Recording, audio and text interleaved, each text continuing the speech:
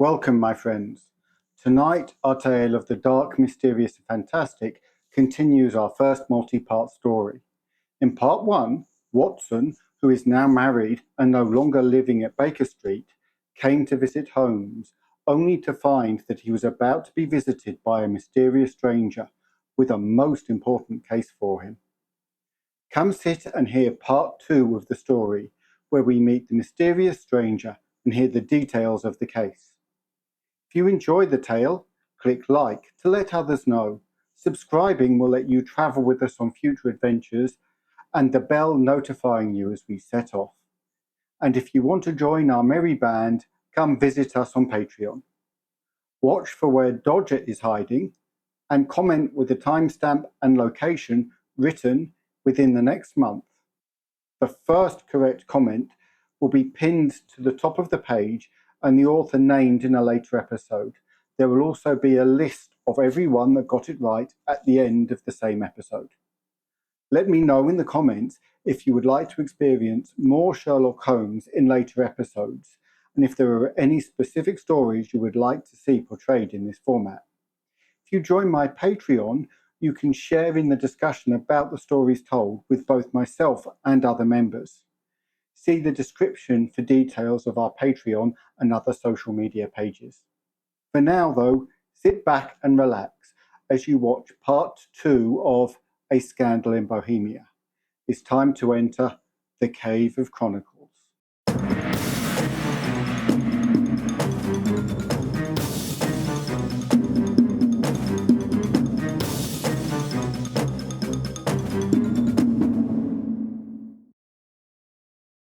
A Scandal in Bohemia, Part 2.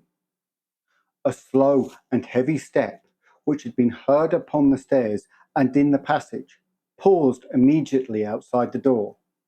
There was a loud and authoritative tap. "Come in," said Holmes. A man entered, who could hardly have been less than 6 feet 6 inches in height, with the chest and limbs of a Hercules.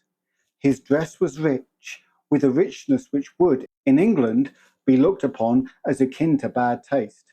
Heavy bands of astrakhan were slashed across the sleeves and front of his double-breasted coat, while the deep blue cloak which was thrown over his shoulders was lined with a flame-coloured silk and secured at the neck with a brooch which consisted of a single flaming beryl.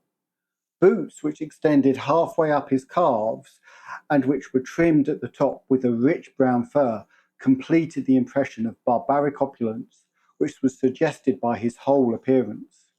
He carried a broad-brimmed hat in his hand, and he wore across the upper part of his face, extending down past the cheekbones, a black vizard mask, which he had apparently adjusted that very moment, for his hand was still raised to it as he entered. From the lower part of his face, he appeared to be a man of strong character, with a thick, hanging lip and a long, straight chin suggested of resolution pushed to the lengths of obstinacy. "You had my note?" he asked with a deep, harsh voice and a strongly marked German accent. "I told you that I would call." He looked from one to the other of us, as if uncertain which to address. "Pray, take a seat," said Holmes. "This is my friend and colleague, Dr. Watson, who is occasionally good enough to help me in my cases. Whom have I the honour to address?"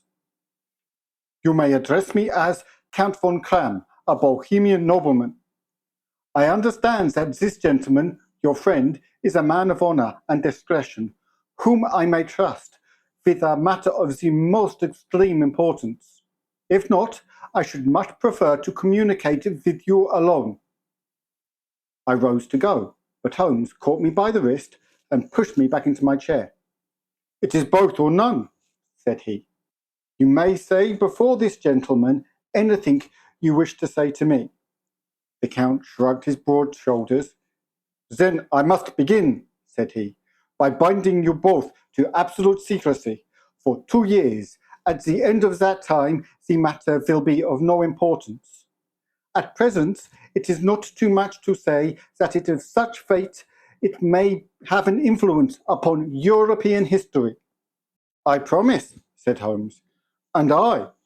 You will excuse this mask, continued our strange visitor. The august person who employs me wishes his agent to be unknown to you, and I may confess at once that the title by which I have just called myself is not exactly my own. I was aware of it, said Holmes dryly. The circumstances are of great delicacy, and every precaution has to be taken to quench what may grow into an immense scandal and seriously compromise one of the reigning families of Europe. To speak plainly, the matter implicates the great house of Ormenstein, hereditary kings of Bohemia. I was also aware of that, murmured Holmes, setting himself down into his armchair and closing his eyes. Our visitor glanced with some apparent surprise at the languid lounging figure of the man who had been no doubt depicted to him as the most incisive reasoner and most energetic agent in Europe. Holmes slowly reopened his eyes and looked impatient at his gigantic guest. If your Majesty would consent to state your case, he remarked, I should be better able to advise you. The man sprang from his chair and paced up and down the room in uncomfortable agitation. Then, with a gesture of desperation, he tore the mask from his face and hurled it upon the ground. You are right, he cried. I am the king. Why should I attempt to conceal it?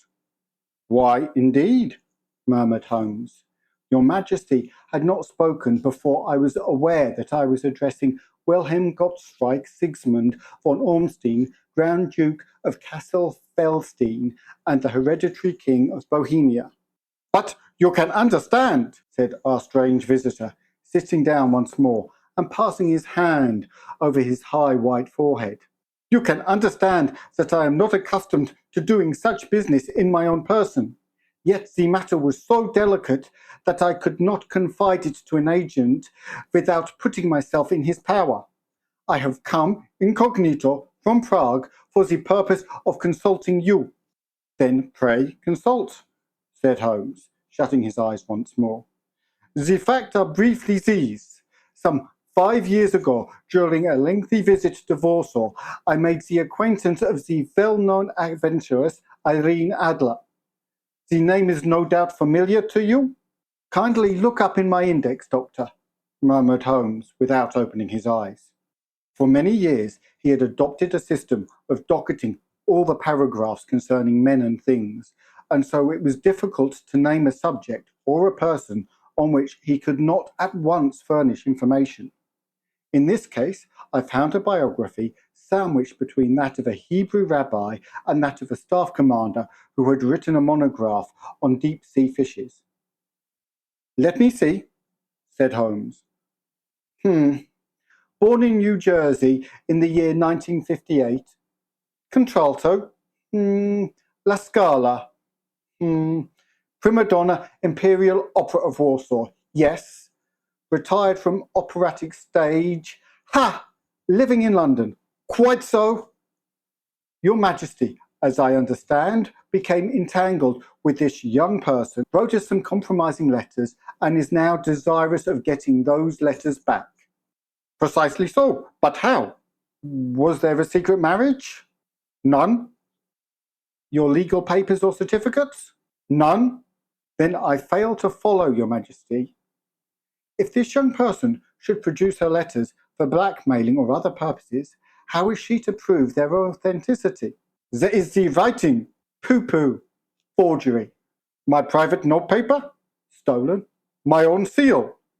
Imitated. My photograph? Brought. We were both in the photograph. Oh dear. That is very bad.